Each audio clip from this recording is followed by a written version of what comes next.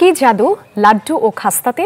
ভোজন রসিকদের পছন্দের শীর্ষে কুড়ানো বাজারের লাড্ডু ও খাস্তা।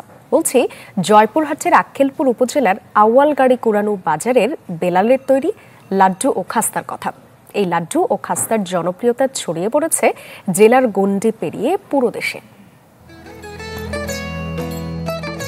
চলছে লাড্ডু আর খাস্তা তৈরির বিরাট কর্মযজ্ঞ। প্রায় ৪০ বছর ধরে এভাবেই কাজ করছেন জয়পুরহাটের আক্কেলপুরের আউয়ালগাড়ি গ্রামের বেলাল। বড় ভাই আকালুরের হাত ধরে এ ব্যবসার যাত্রা। তার মৃত্যুর পর এখন একাই ব্যবসা সামলাচ্ছেন ছোট ভাই বেলাল হোসেন। আল্লাহ দিলে কামাই রোজগার, এখন আগে বহু কষ্ট করেছে না, বহু উন্নতি হয়েছে। আমার এটা ৮-১০টা লোক এখন কাজ করে।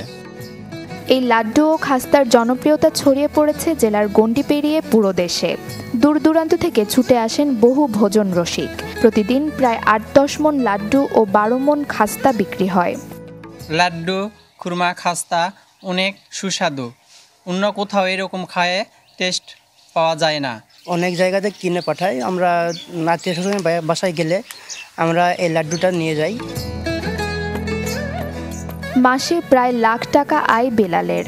মিষ্টান্ন বিক্রি করে শুধু নিজেরই নয়, কর্মসংস্থান তৈরি করেছেন অনেকের।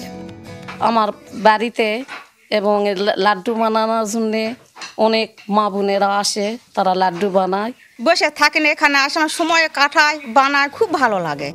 প্রতিদিন সকাল থেকে গভীর রাত পর্যন্ত চলে লাড্ডু আর খাস্তা বিকিনি।